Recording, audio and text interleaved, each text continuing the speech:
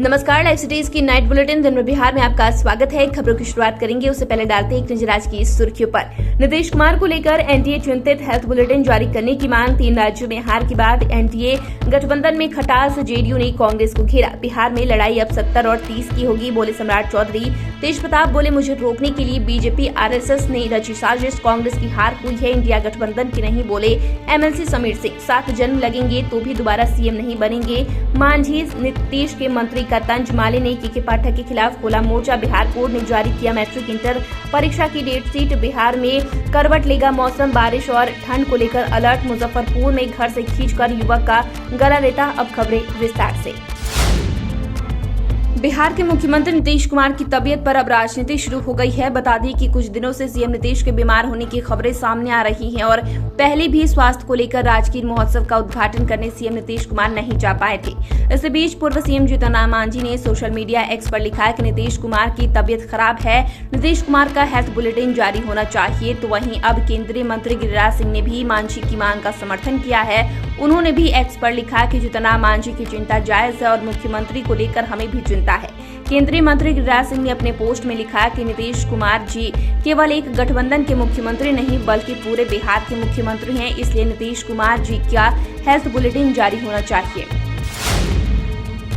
3 राज्यों मध्य प्रदेश, राजस्थान और छत्तीसगढ़ में कांग्रेस को मिली करारी हार के बाद अब इंडिया गठबंधन में प्रतिनिधित्व को लेकर रण छिड़ गई है। नीतीश के मंत्रियों ने विधानसभा चुनाव में मिली हार को कांग्रेस का हार बताया है, न कि इंडिया गठबंधन की। बिहार सरकार के मंत्री विजय चौधरी ने कहा कि 3 राज्यों के नतीजों से जो संदेश मिला है वो ये है कि विपक्षी दलों को एकजुट होना कर लड़ना होगा और कांग्रेस को क्षेत्रीय पार्टियों के प्रति उदारता बरतनी होगी और सम्मान देना होगा। विजय चौधरी ने कहा कि इसमें कोई शक नहीं कि नीतीश कुमार के प्रयासों से ही इंडिया गठबंधन बना है, इसलिए गठबंधन किसके नेतृत्व में लोकसभा का चुनाव लड़ेगा ये तय करना चाहिए। नीतीश कुमार की विश्वसनीयता को तो पूरा देश जानता है। अब विधानसभा चुनाव में आपसी समझदारी की कमी के चलते सबसे ज्यादा कांग्रेस को नुकसान हुआ है। देश के 4 राज्यों में आए चुनाव परिणाम के बाद बिहार भाजपा जोश में है। अब लालू यादव और नीतीश कुमार को बिहार की राजनीति से विदा करने के लिए बिहार भाजपा संकल्पित दिख रही है। उत्साहित भाजपा ने दावा किया है कि इस बार के लोकसभा चुनाव में महागठबंधन का खाता भी नहीं खुलने वाला है। बिहार बीजेपी के प्रदेश अध्यक्ष सम्राट चौधरी ने कहा कि बीजेपी ने लालू नीतीश को बिहार से विदा करने की तैयारी पूरी कर ली है। बीजेपी प्रदेश अध्यक्ष ने कहा कि पूरा बिहार जानता है कि लालू प्रसाद आरक्षण के विरोधी हैं। सम्राट चौधरी ने कहा कि बिहार में लड़ाई 70 और 30 की होगी, 30 में महागठबंधन होगा और 70% में बीजेपी होगी। बिहार सरकार में वन एवं पर्यावरण मंत्री तेज प्रताप ने भाजपा और आरएसएस पर निशाना साधा है। रविवार को सहरसा जिले में एक धार्मिक आयोजन में पहुंचने के बाद तेज प्रताप ने कहा कि मेरा इस कार्यक्रम में आने का जहाज से परमिशन था, लेकिन पायलट की गड़बड़ी के कारण परमिशन रद्द हो गई। मुझे लगता है कि अभी भाजपा और आरएसएस की चाल होगी। उन्होंने कहा कि पहले इन लोगों ने मेरे पिताजी को रोकने का काम किया, क्योंकि मेरे पिताजी गरीब, निचले पायदान पर खड़े निमोहे लोगों की बात करते थे।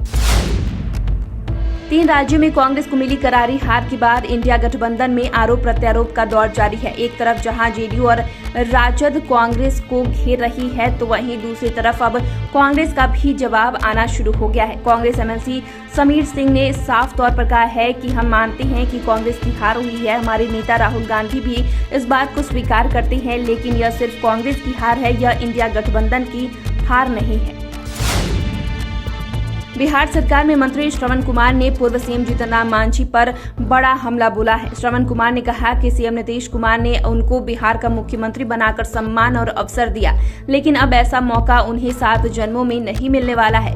बता दें कि नालंदा में श्रवण कुमार ने ये बातें कही है। दरअसल 2 दिन पहले जीतन राम मांझी ने आरोप लगाते हुए कहा था कि बिहार में शराबबंदी सफल नहीं है। यदि हमारी सरकार आएगी तो हम लोग या तो गुजरात के तर्ज पर इस कानून को लागू करेंगे या पूर्ण रूप से पहले की तरह खुला छोड़ देंगे। श्रवण कुमार का ये बयान उसी संदर्भ में सामने आया है। शिक्षा विभाग का प्रमुख सचिव के पाठक इन दिनों खूब चर्चा में है। जहां एक तरफ के पाठक के फैसलों से शिक्षक और शिक्षक कर्मियों में हड़कंप मचा हुआ है, वहीं दूसरी ओर के पाठक का खुलकर विरोध भी हो रहा है। एक तरफ जहां बीजेपी के पाठक पर खुलकर विरोध कर रही है, तो वहीं दूसरी तरफ महागठबंधन के घटक दल वालों ने भी के पाठक के खिलाफ मोर्चा खोल दिया है। महागठबंधन के कई दल अब के पाठक के विरोध में उतर गए हैं और यहां तक कि शिक्षा विभाग छोड़ने की मांग भी कर दी है। बीएसईबी ने मैट्रिक और इंटर परीक्षा की तारीखों की घोषणा कर दी है। बोर्ड के अध्यक्ष आनंद किशोर ने प्रेस कॉन्फ्रेंस कर इसकी जानकारी दी है। बता दें कि इंटर की परीक्षा 1 से 12 फरवरी के बीच होगी, तो वहीं मैट्रिक परीक्षा 15 से 23 फरवरी के बीच होगी। बिहार विद्यालय परीक्षा समिति की ओर से आगामी वर्ष यानी 2024 का एग्जाम कैलेंडर भी जारी कर दिया गया है। कैलेंडर में एस्टेट और डीएलएड परीक्षा की तारीखों की भी घोषणा कर दी गई है।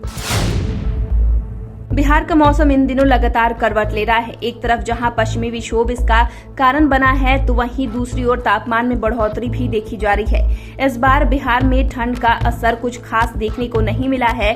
मौसम विभाग की माने तो पिछली बार की तरह इस बार कड़ाके की ठंड पड़ने की संभावना बेहद कम है। वहीं बारिश को लेकर मौसम विभाग की ओर से पूर्वानुमान जारी किया गया है, जिसके बाद तापमान में गिरावट देखी जा सकती है। इधर बिहार लगातार प्रदूषण की मार भी झेल रहा है। बिहार के कई शहरों का AQI लेवल खतरनाक श्रेणी में पाया गया है। बिहार के मुजफ्फरपुर में एक 20 वर्षीय युवक की निर्मम हत्या कर दी गई है। चाकू से गला रेतकर हत्या की गई है। मृतक की गले पर 4 जगहों पर जख्म के निशान मिले हैं। यही नहीं, अपराधियों ने हत्या के बाद शव को घर से कुछ दूर चौड़े में फेंक दिया। शव मिलने के बाद पूरे इलाके में सनसनी फैल गई। पूरा मामला साहिबगंज थाना क्षेत्र के प्रताप पट्टी के समीप का है, जहां से युवक का शव बरामद किया गया है। सूचना पर पहुंची पुलिस ने घटना स्थल की जाँच की। गले पर चाकू गोदने के जख्म मिले हैं। पुलिस ने शव को पोस्टमार्टम के लिए SKMCH भेज दिया है। मृतक की पहचान गांव के साहिबगंज वार्ड नंबर 3 के प्रताप पट्टी निवासी लाल बाबू दास के 20 वर्षीय बेटे अंकित कुमार के रूप में की गई है। तो फिलहाल के लिए इतना ही। चैनल को सब्सक्राइब कर ले, फेसबुक पेज को लाइक कर ले। वीडियो देखने के लिए आपका शुक्रिया।